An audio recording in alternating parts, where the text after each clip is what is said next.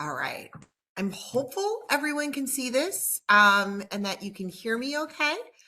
But the purpose of tonight is simply to talk about our brand new Columbia High School bell schedule, um, which can be exciting, but can also bring about maybe some feelings of anxiety and maybe wanting to understand a little bit more of the specifics.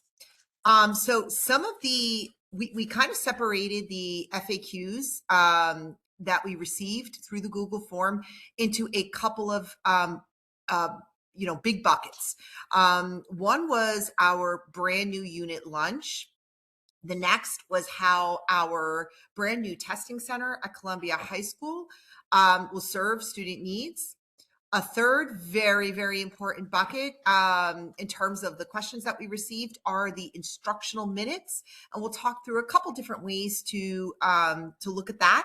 And last but not least, student wellness, which is really kind of where this idea for the new schedule was born.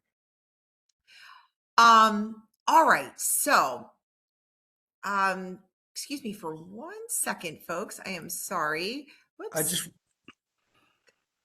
Oh, hi, Can Mr. I just Sanchez. say hello and welcome. I'm sorry, but welcome to your New York Knicks pregame show tonight. I do thank Dr. Antone for starting us off. And I do want to say um, this is a schedule that has been thought about for years. I've been here now, Dr. Antone, it says your first year. I think I've been here for 5 years or 6 years, depending on how you count it. And I will say that this is something that our former principal, even before I was, and teachers committee have been thinking about and talking about. So this is something that has been planned about and talked about, and something that we want to see.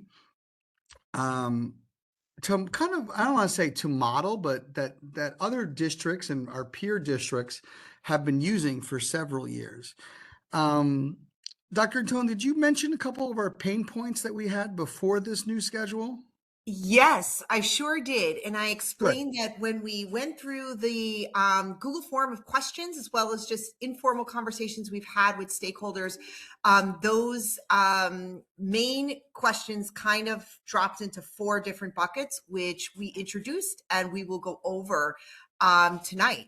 So if Perfect. it's okay with you, Mr. Sanchez, I'm going to go back to sharing and you can kick us off. Excellent. So what you're going to see here is the actual schedule, I believe. Right? Yes, we just wanted to quickly kind of say before we looked at the actual schedule, if that's okay, that we were guided by data and stakeholder input. Three of these sources were surveys out to students. We surveyed both grade 11 and grade 12 students about their AP classroom experiences. We also had a wonderful committee, Columbia High School Teacher Committee, informing some of our work on the new bell schedule. And then, as you mentioned, we did research some of our peer districts. And then that Perfect. brings us to the new proposed schedule. Sure. Can you see it, Mr. Sanchez? I'm sorry, I don't I know. don't see it. Oh, I I just see you apologize. and me. That's Oh all. my goodness. Hold on. I didn't share it. I had it shared properly. Give me 1 second, folks. Sorry about that. That's Technical cool. difficulties. No, no, Here no, we no. Well, as go. you're doing it, I do want to just stress a couple pain points that we had previously. Um, just so you know, the only science classes that had that had labs for our students was just the AP.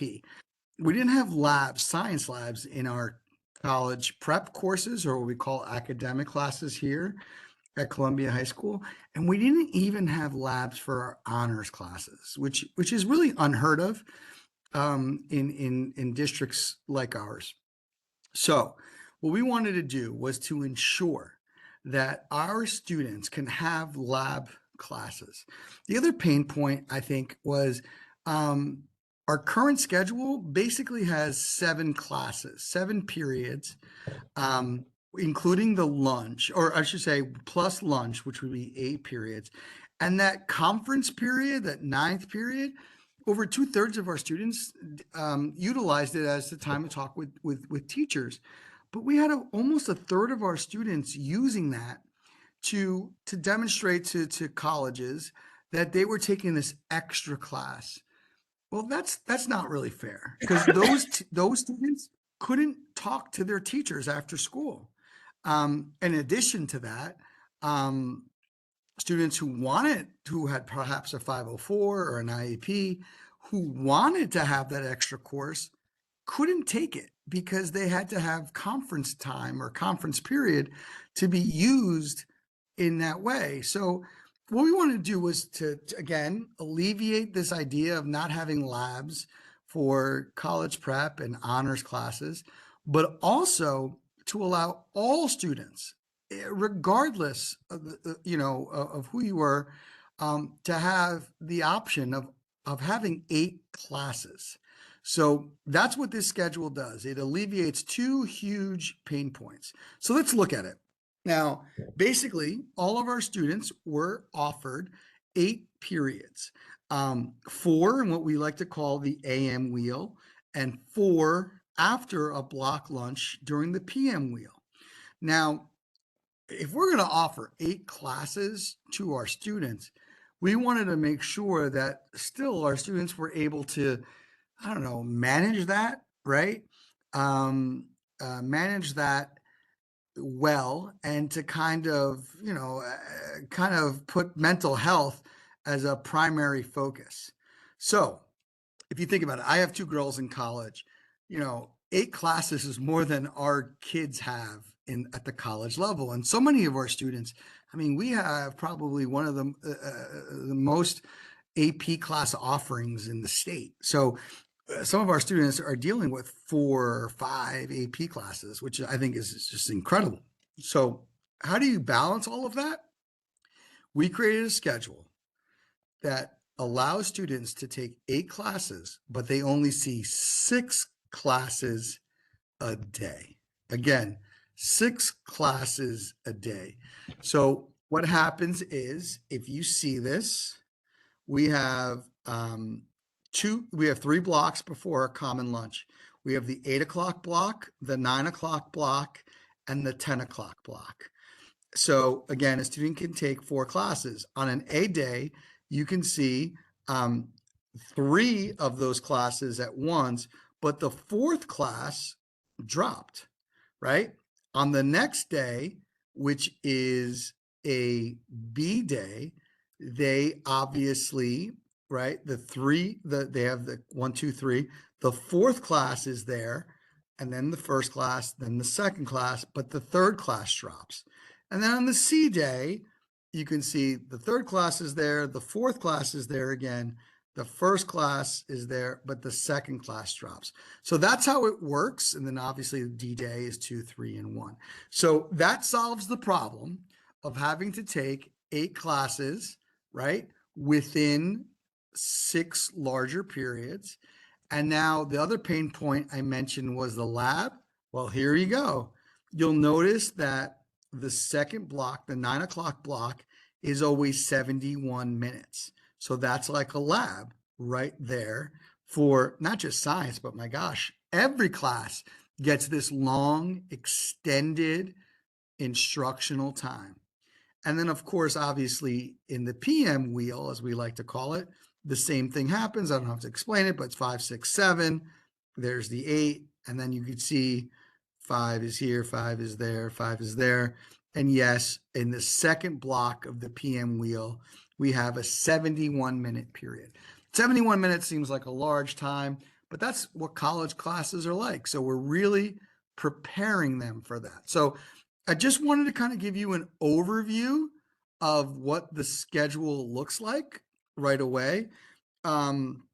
Is there anything you wanted to add, Dr. Antone, about the 8 period, just kind of what it looks like before I move on?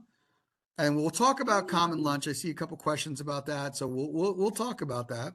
Yes. No, I think you covered it. I think another important idea behind this is that students will not, so whatever class they have first period, for example, or second period, the idea is they're not going to encounter that first period during the first block Oh, yes. each and every day, day in and day out, right? So what this allows for is for students that, maybe struggle with a particular time frame, and just in general, it motivationally, something kind of happens when you interact with a class in a slightly different block of time.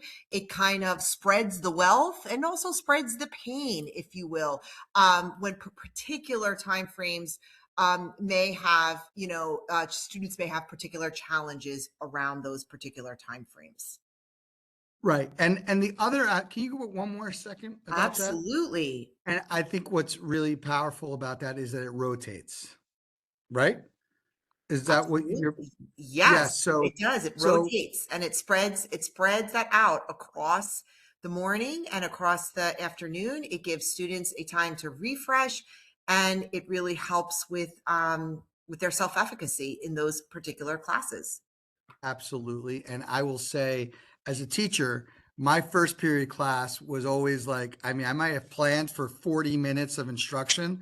It took me 30 minutes to go through all the activities because students weren't awake, right? And in my period after lunch, that that that 30 minutes of instruction wasn't enough because it would take me 50 minutes to get them all settled down and stuff. And so if students are athletes and they have to miss class, maybe the final period of the day, it rotates that pain, if you will.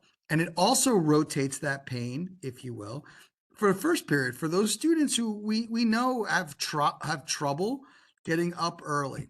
And finally, the one thing I want to show you before we leave, we're starting school at 8:20. We'll be one of the, I think, very progressive school districts looking at the data that really demonstrates that high school students really aren't ready to go to school at 7:30 in the morning, as my daughters go to high school, or 7:45.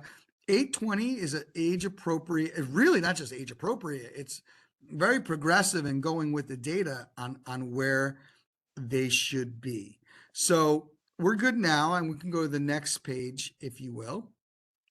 I think another great benefit for this is so many parents have asked, like, oh, they're trying to schedule their orthodontist appointments. They're trying to figure out when a student can miss school for one appointment or the other. We'll be able, with this new schedule in August, drop exactly every single day of the year what letter day that is, right? And so when my daughters went through a very similar schedule at their high school, it was awesome. They knew that their C day was their, as my daughter called it, her long lunch day, right? When the study hall hit lunch and she had an over an hour and a half kind of break. And she loved it. She would go to grandma's house and have brunch or something like that. But also know when it rotated to that first period, she could come, 45 minutes later, even later to school. As parents, you'll be able to know here, this is actually the schedule from September to December of what school looks like. You'll know what the A day looks like, the B day, C day, D day. For example, we know that already on September 7th for Labor Day, we'll have off. So the 8th day will be September 8th will be an A day. We know for 20 on the 21st for Yom Kippur will be off. And so the 22nd will be a B day. Parents will know exactly when to schedule some of these days. So that's, I think, a really beneficial aspect of this calendar. If we can go to the next slide, if you will. So I do have a lot of questions about unit lunch. Um, I want to say that we haven't reinvented the wheel here. This is a schedule. In my last district, we had this schedule. We implemented it. This is a schedule that most of the high performing school districts in New Jersey have.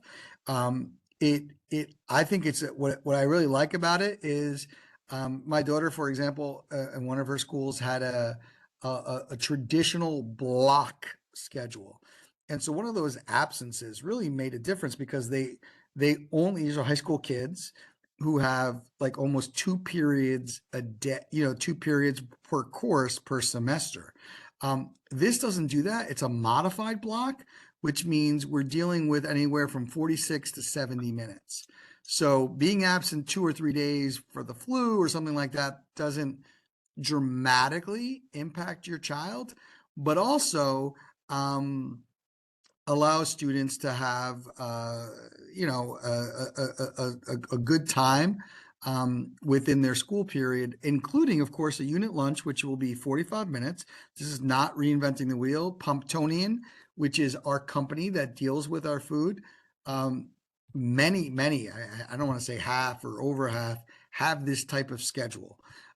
So they're used to it. When we had a meeting this year to plan for this, they were well aware of how this works. And we can finally implement this schedule that has been worked on for 5 years because we have the space. We have the commons area that has a cafeteria grab and go section built into it. This is part of our plan for several years, as well as our gym area. And we're also planning for extra grab and go sections on the back of the building, of the back of the cafeteria. Many of our students already use what's it called? Grubster. What's the place when you order online? I'm sorry, I'm not a Um, like, uh, like I'm not sure, Mr. Sanchez. I oh, don't what's it think that. called? I'm such a boomer, Jen. I I'm know, sorry, me I meant too, to say me this. too. Is it like Uber Uber Eats or Eats something? and Okay. whatever. They Grubhub, already do maybe that. Grubhub. I feel like there's a Grubhub. rhyme. That's what I'm sorry. I Grubhub, said is that Grubster. I'm possible? Okay. sorry. Got Grubhub. You really could tell my age. same. We're basically Pomptonian has already built the system in that students will be Also, able to grab and go their food and it'll be DoorDash, good. Mr. Sanchez, DoorDash. DoorDash. That's it. I pay so We knew much for there was this. some I don't even know what the name alliteration. is. I knew there was Yeah. alliteration involved with it or rhyme, but and then the other piece about the common lunch or the unit lunch is that we do believe it is going to foster student belonging. One thing when students are divided into three lunches, let's say in our current schedule, there are times when students may not be able to eat lunch with students they would like to eat lunch with, given the schedule constraints. They may have a hard time eating with the same group of students, even if sometimes that works and sometimes it doesn't. And it's also an opportunity for students to have some time together across grade levels, across groups, let's say. So it can really foster, a deeper sense of belonging and a positive school climate.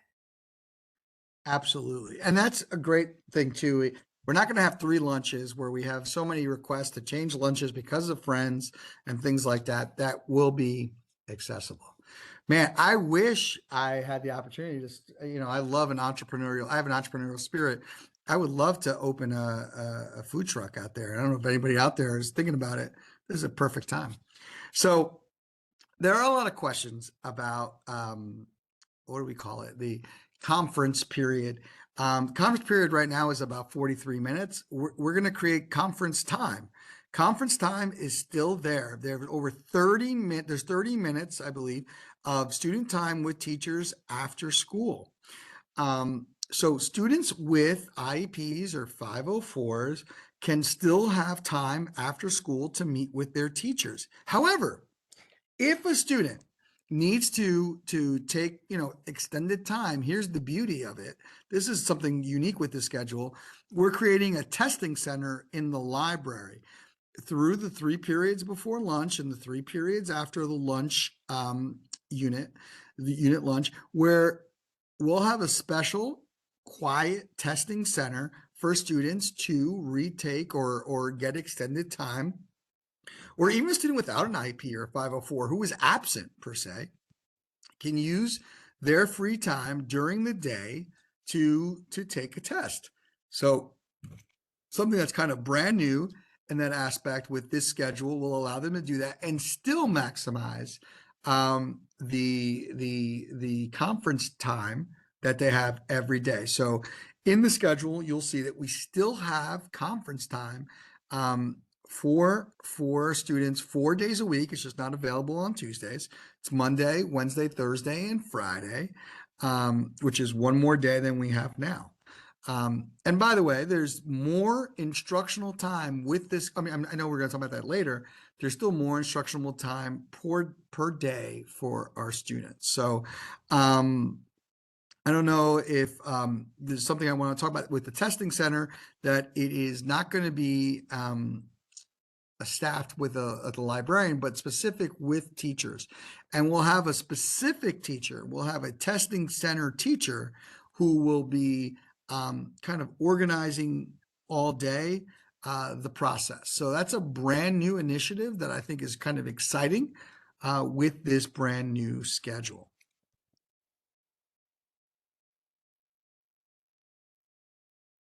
So, Dr. Antone, do you want to talk a little bit more about the instructional minutes, or?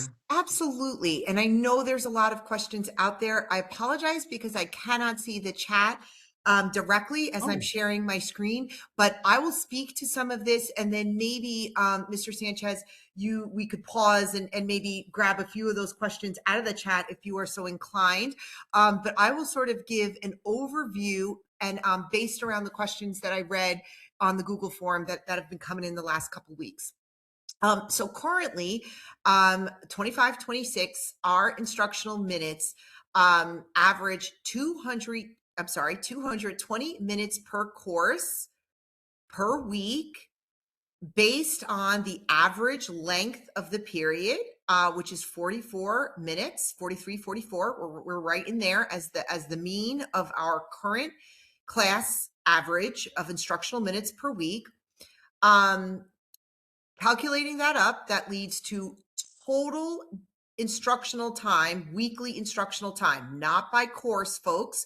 We are looking at total instructional time in this particular metric of 1,540 minutes per week across our current 7 courses per week for a student. In this new schedule that we're going to be talking about, students have the option for 8 over 7 classes that will not compromise their conference time, as that is built into the schedule. It will not compromise their launch time, obviously. And what we believe that will yield is less scheduling conflict, and we're already seeing this as we do our final touches on teacher and student schedules that will be out very, very shortly. And there are, for example, at times students were limited with how many AP Sciences they could take in a given school year because of the inherent conflict with the lab period in our current schedule. So let's move over to 26, 27. So in this current schedule, we have a 4-day rotational schedule. As Mr. Sanchez mentioned, there's an A day, B day, C day, D day. Each class drops once per week. So because it's a 4-day rotation against a 5-day week, the amount of class meetings are going to vary by course per week. 6, let me explicate that a little bit further. 6 out of 8 of the courses that your child will see on a given week will have a total instructional time of 209 minutes in that given week. The remaining 2 are going to have instructional time of 163 minutes. Now, folks, we are saying 8 courses, but at all times, we will continue to maintain that students can absolutely take 7 courses with a study hall. So you are not roped into the 8 courses. Rather, this is a model that gives students choice and voice in their academic experience. And really that's what it's about. It's about personalizing the academic experience for your children so it aligns with their goals, their aspirations, what it is that motivates them, what it is that brings them joy, and what it is that they want to do after they leave out of Columbia. All right, so towards the right-hand part of this slide, it's what all of this amounts to in the 26-27 schedule leads to a total of 1,580 instructional minutes across the whole day, 8 courses for a student. This breaks down to a 40-minute increase from the 25-26 bell schedule. I also want to share that it is also a bit more equitable in that in the current 25-26 bell schedule, our non-AP Science students were receiving 17% less instructional time in their science classes. So that includes students that were taking honors, academic sciences, and also includes our students with different needs. For example, behavior, academic needs, language acquisition, linguistic diversity. They were receiving 17% less instructional time. All right, so we felt that this was a thoughtful adjustment to the school day. There has been a shift in a bit of increase in the amount of time in terms of school duration of the day. So to just break that out a little bit, and it's not a big difference, but we wanted to be as transparent as possible. Our timing for the current school year, the students start 7:55. The last instructional period ends at 2:15. This amounts to 6 hours and 20 minutes. In the 26-27 timing, we are starting at 8:20 in the morning, as Mr. Sanchez mentioned before. And the final instructional period goes until 2:55. And just like this year's schedule, we go into conference time after that. And this is a 6 hour and 35-minute school day for our scholars. All right. We also wanted to make And by the sure. way, Dr. Antone, I'm agreeing Yes. with you 100%, and I'm just rocking questions out on the Q&A because you mentioned you can't see them. So I'm listening. If you want me to tag in, you just let me know. No, I appreciate that because I cannot see the questions, and I'm very curious what is happening on the other side of this PowerPoint. But Yes. I appreciate you. Okay, so I do see a question about indoor seating. We are absolutely going to be expanding our seating for unit lunch. This is something that Mr. Sanchez and I are steadily working on. We have many different strategies for this, so there will absolutely be seating options. So if it is a snow day, we will have space and seating, and we will adapt as all of as Frank mentioned, high schools throughout the state have adapted to the schedule. I myself went from a traditional schedule to this rotating drop block schedule, as I call it, and they absolutely so sorry if you hear my dog barking in the background. Hopefully my husband corrals the dog very quickly. So students will absolutely adapt to this. All right, so just moving along to student wellness. Folks, I want to say, going through the surveys of students, one thing that students resoundingly shared in terms of their perspective was how much work they were getting on a daily basis.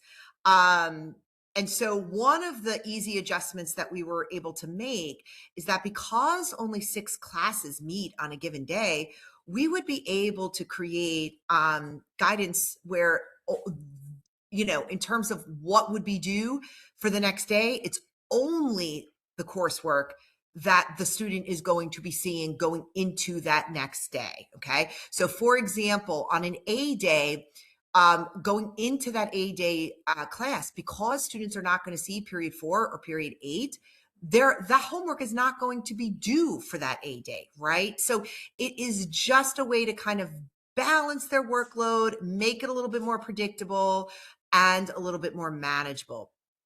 We've talked a little bit about cognitive load with fewer classroom transitions, less time spent moving through the hallways, less grown-ups, less teachers to sort of interact with, right? Students experience a little bit fewer interruptions and also a mental reset because the days are, again, a bit more manageable. This is a big one. When we connect this to student learning beyond, kind of quality of life at Columbia High School, we're thinking about the sustained attention that can be given to a given course because of the flex period, the little bit longer time. It engages student more deeply in their learning. And as we talk about improving our multi-tiered system of support, it also allows for stronger tier one practices that are going to serve your children. Okay. That additional time will allow teachers to be able to do a little bit more in terms of differentiation and being able to support student learning, because let's face it, any class has many different levels in it of students. Okay. And last but not least, we talked a little bit about the sense of belonging, to be able to connect with peers across backgrounds and social groups, which I know is a deeply held core value of our fantastic, dynamic school community and community at large. So some conclusions that we've reached as we have begun to navigate, and actually, I don't want to say begun to navigate, because as Mr. Sanchez says, this is something that you all have navigated prior to this school year. But we want to take all questions so that we are kind of ready to do this pilot in September. Knowing, and you can take this to the bank, knowing full well that we do plan to, gather feedback, to improve where possible, and any levers that we have to make this a better student experience where student wellness and student learning are, supported to the highest degree. That is what we fully intend to do. This type of schedule adds instructional minutes overall to the school day. And I know there are other metrics to look at this, so we want to make sure that we're giving voice to that as well, folks, and allow students to sign up for those 8 courses, which many of our within county, peer districts did have that ability. And last but not least, we believe that this schedule does foster mental health because students will only have to prepare for 6 out of the 8 classes a day, less time in the hallway, less transition, less personalities. All right, so I am going to stop sharing for a moment so I can assist with questions. Sure. Um, I do want to just add a couple of questions. A lot of questions sure. are, let's see, I just had something, just about phones. So let's talk about phones right now. Our freshmen will have phones, locked phones, our freshmen and our sophomores. They will look like this. Um, you will have to have something to, administrators will have to unlock it, right? Um, like this, and then students will have their phones. So juniors and seniors, just so you know, seniors will not have a yonder pouch or anything like that. Juniors will have this one. This one is to illustrate that we don't want students using phones. However, if students, of course, are going out for lunch, they're in their car. As a parent, if my child is driving, I would like my child to have access to their phone. That's why we purchase using a New Jersey Department of Education grant. We didn't use any of our district money. We have this really great I should say pouch for our kids. But notice, we trust our juniors, it's unlocked. So students will be able to go into their phone and order their foods. Yes, that is something that they're able to do and able to take with them. So I hope that alleviates some concern. Pomptonian is the company that we contract with. Again, this is not new to them. We met with them. They said that this is something that happens in many, many of their districts, whether it's Livingston, Summit, Madison. They talked about how to best alleviate lines. Even in Bergen County, talked about Pascack Valley versus Pascack Hills. uh, within the reason I bring that up is within one district, some students love using the online way of ordering food, while others do not in the other school. So this is not something that's new, and they have definitely have handled it. And so we expect no difference within our community.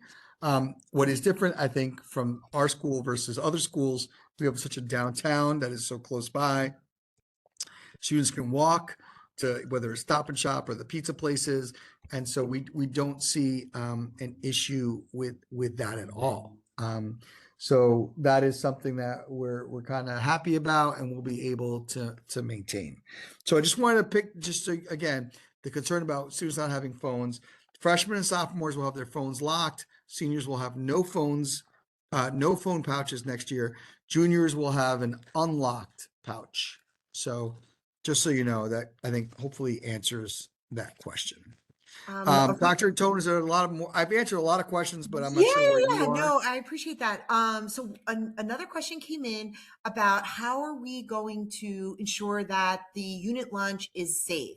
So I'm sure Mr. Sanchez has spoken to this in the chat, but I'd like to also say that there are going to be a few different spaces for students to go to eat lunch.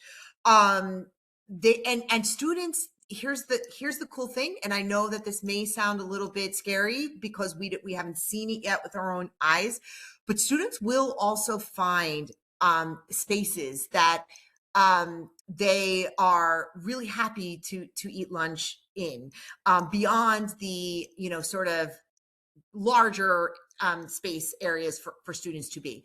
We will absolutely have a quieter space reserved for students that really want that quiet time and away from the larger group. But I will say informally in schedules like this, especially in at Columbia High School, there are going to be spaces where students are able to sort of find with a few of their friends or even solo if that's their jam, and be able to sort of have their lunch there. I can also say that all building administration will be on hand, and we will be monitoring very, very closely. Like, the fact of the matter is that the first few days are going to be a time when we're going to be figuring out what works best quickly on the fly a little bit, and pivoting and adapting very, very quickly. I would venture to say that by day 6 or day 7, things will be very, very ironed out because we're all adaptable. Your children are adaptable, and the educational leaders that have committed their time and attention to the schedule pledge to you that we will ensure safety and a positive school climate during the lunch period. I Yeah. see the word terrifying. I understand, as a mom of 3, and I had, 2 with very specific, perceptions of their high school. I can say that, that's very, very important to us, and we will absolutely continue to be responsive on that note. Yeah, So I and hope that helps I a mean, bit. I will say this is Columbia High School. The other day, I'm just going to say this. I have lunch duty every day, period 6, and I hang out in the cafeteria, and then I go out to the back of Ritzer. And I was sitting down with a couple of young students, and we were talking about how different they were seniors, how different Columbia High School is today to what it was 4 years ago when they were freshmen. And then one of the students said, "Oh my gosh, my brother, who's a junior in college, told me how crazy Columbia was, 7 years ago or 8 years ago." There has been tremendous growth. My first year, there were 28 fights. Um, at Columbia High School, less than 10 last year. So I will say it's a different climate and culture. In addition to that, um, we're not going to have 3 periods. Just so you know, think about this: 8 periods a day or 9 periods a day at Columbia High School currently. We have 3 periods of unstructured time, if you will, 5, 6, and 7 with lunch, and then a period 9. it's a total different school if you think about it when we have one large common lunch and we don't have that conference period. We already see a huge difference in the building, and that will continue to flourish. I want to stress that my team, we visited other high schools that run this common lunch period where, I mean, and not just, Madison, which is a smaller school, but West Orange, which is a larger school than ours, Livingston, which is a larger school than ours, and are able to handle a common lunch period. It's not unheard of. And there's one thing I could say after spending the last 4 days on a field trip in Florida with Columbia High School students. Our kids are awesome. They respond to expectations, and I'm willing to bet that this will be a really great transition. So I just want to put that out there. Now, regarding pedagogy and teaching, our teachers have been part of this committee, as Dr. Antone mentioned. Um, as a teacher to taught, in 40-minute classes, man, it was hard. You kind of do a 5-minute introduction. You want 5 minutes at the end for closure. That means like 30 minutes in between that you're racing through activities. This really allows appropriate time to really get in depth. And so I know as an educator, I would have loved having that 71-minute period. And I know our teachers are ready for it. I've been in several districts before this, and extremely high performing districts. I would take my faculty right here at Columbia High School over any place I've ever worked. They are incredible, and they are ready, and we are preparing them for the 71-minute block. So, again, it's not a 90-minute block as you hear in other districts that have really traditional blocks. We're doing 71 minutes as it rotates through. So I know our teachers are going to be excellent at this. And I think your child is going to benefit through a really great new schedule. So I just wanted to put that out there again, as we stress. So Dr. Antone, is something else you wanted to add as you Yeah, saw? yeah, I'm just kind of scrolling through the chat. A couple folks mentioned 41-minute periods. There won't be any 41-minute periods next year, as we know. They will be 46 minutes, and the longer flex day will be 71 minutes. We do stipulate and acknowledge that the half-day schedule will not be those longer periods. We are constrained by a couple of structural issues, including, how long a half day has to be, and basically how that schedule has to flow to meet with some of our contractual obligations. So we do stipulate that the half-day schedule will not have those longer opportunities for deep learning. Half days are not as frequent as the typical day, so it was a concession that we were, kind of taking on intentionally, if you will, and thoughtfully. Also saw some questions about how ordering lunches kind of align with our, wanting to move away from devices. I would just say that, everything in a school is about making choices that are the best for students. And we believe that online ordering will allow students to be able to maximize the given lunch period.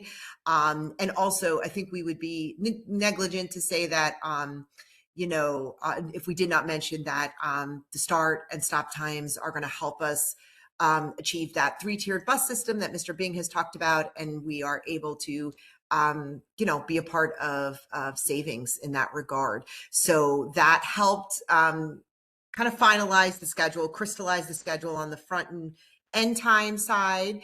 And we believe that, that online ordering for lunch will help students be able to maximize that time.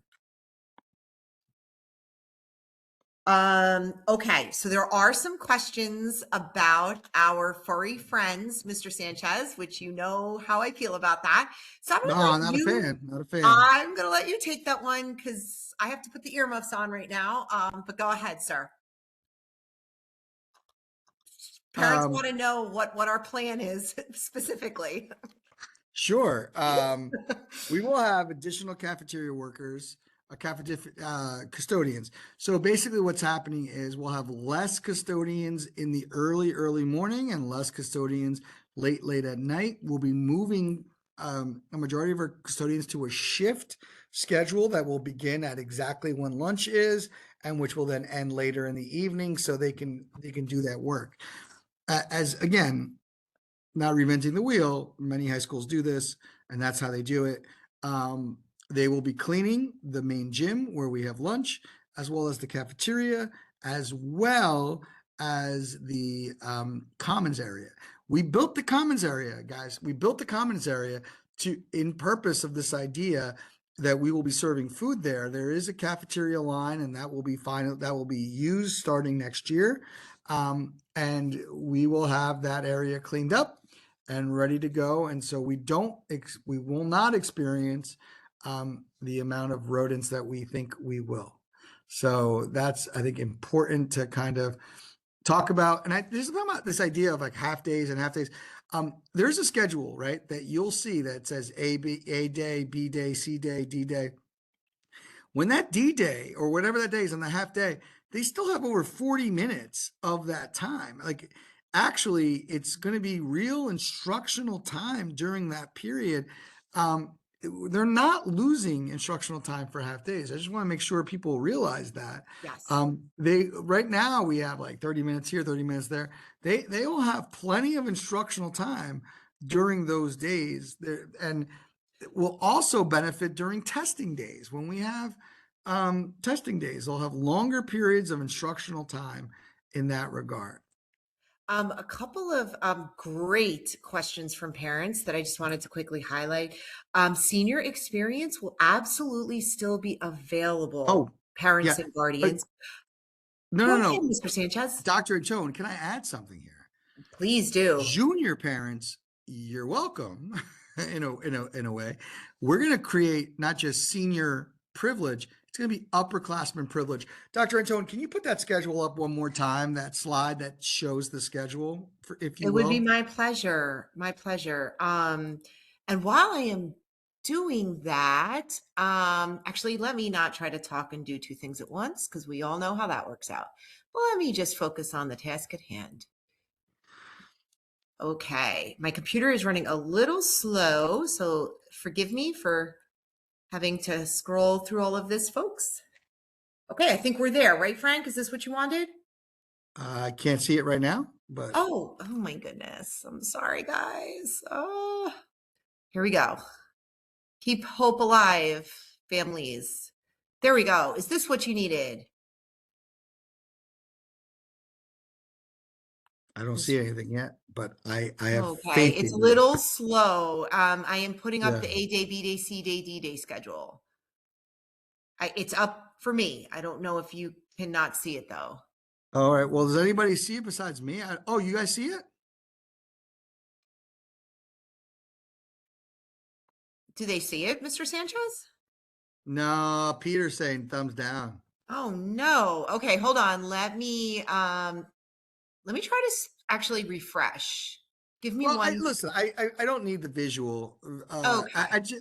I mean, I just wanted to say. So here's the benefit: if your child has a study hall as a junior or a senior, it rotates just like everybody's schedule, just like English class rotates, like the math class.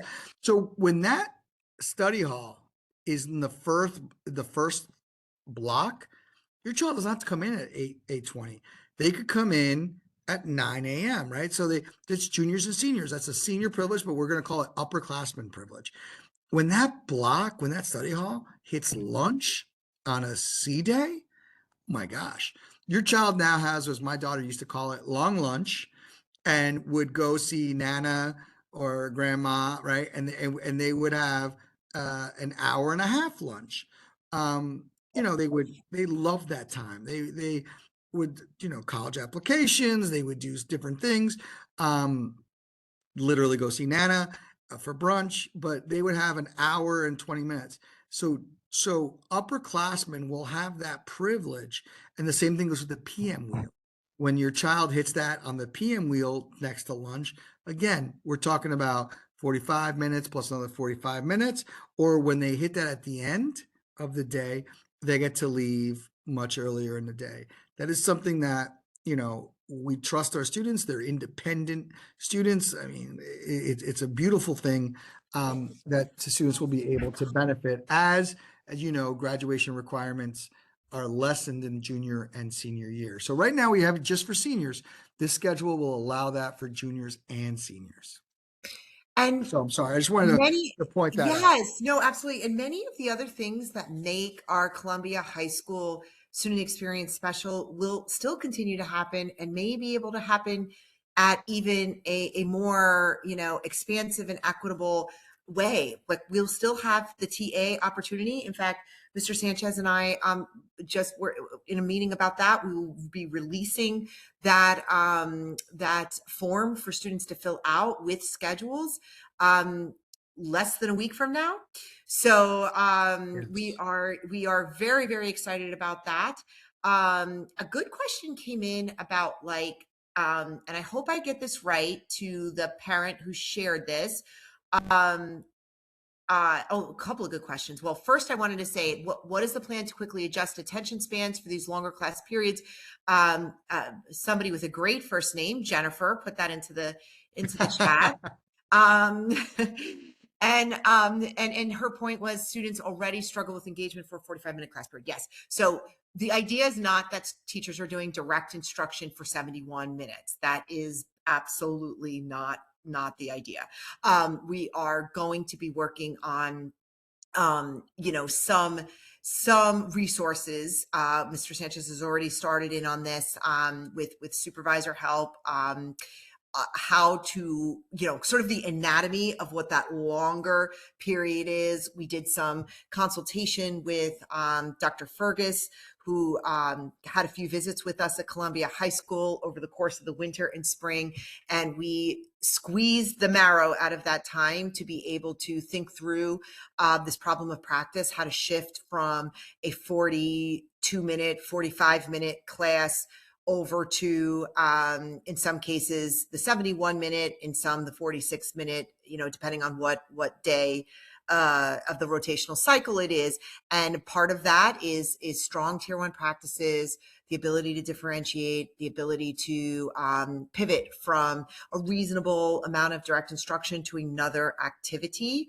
And to help any struggling learners to hopefully build some of that out a little bit more robustly in that 71-minute flex period. So I hope that begins to answer the questions. Jennifer, you brought up a very good question. And so, it's going to take time, but the idea is that the lessons are engaging and that there is enough structurally in there that students are able to refresh even within that 71-minute period. And we'll be working on that all year long, building capacity around that. So I hope that helps a little bit. I'm Some sorry, folks, Dr. Cho, my daughter called me. I had to just take off for a second, but absolutely, family first. I do want to just stress that we are fortunate, and I do want to thank Dr. Antone, and I hope that wasn't missed. That someone that if you didn't hear, Dr. Antone, we're going to make sure that schedules are out for all students. When? In a few short days, folks, we're going to Yeah. have So teachers that's who, I'm sorry, go ahead, Mr. no, no, Sanchez. no, no. Please, please, please. I'm This just is. so excited about this because, and this was a team collaborative effort.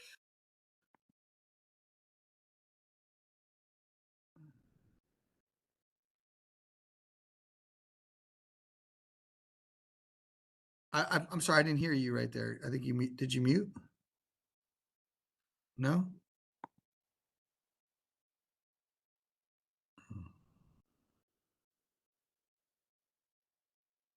Dr. Antone, I can't hear you. Well, I can't hear you, but I will say that I need a partner to make sure we're back to having schedules um, to students before the year ended. So this way they can have their schedule before September, have it in August. We could have counselors working over the summer to make changes. Some of the parents here are saying, "Wait a minute, I didn't know I could take an eighth course. My daughter wants to take an eighth, or my son wants to take an eighth class. Let's do it. Let's sign up." But your child will have their schedule on June 15th, not their specific period by period schedule, but their specific classes. So they know if they want to add classes, we'll have counselors over the summer to be available for that. So I just want you to know that it's something that I've stressed for the last 4 or 5 years. When I lost the director of guidance, we didn't have that. And I'm so happy to have a partner like that. Now, Dr. Antone, there's a question about AP science classes, and I will say, listen, there is no doubt that AP science will lose some time because of this new section. But as I stressed earlier, the biggest pain point we have, we're probably one of a few schools, I don't know another school, that didn't have science labs for the vast majority of their time, whether it was academic or honors. AP class, science classes will lose that lab period. Yes, they will have, just like all classes, an extended time, right? They'll have that 71-minute period, but they did have an earlier luxury of having even more than that. At this point, we are looking into it. Our first, this is our first iteration of this schedule. This has been 5 years in the planning or 6 years in the planning, and we're not going to wait for perfection to deliver us from good. And we believe this is going to be a really good schedule. And if we need to tinker with our schedule the year after, then that's what we'll do. But right now, I think the vast majority of our students will see the benefit. I am blessed.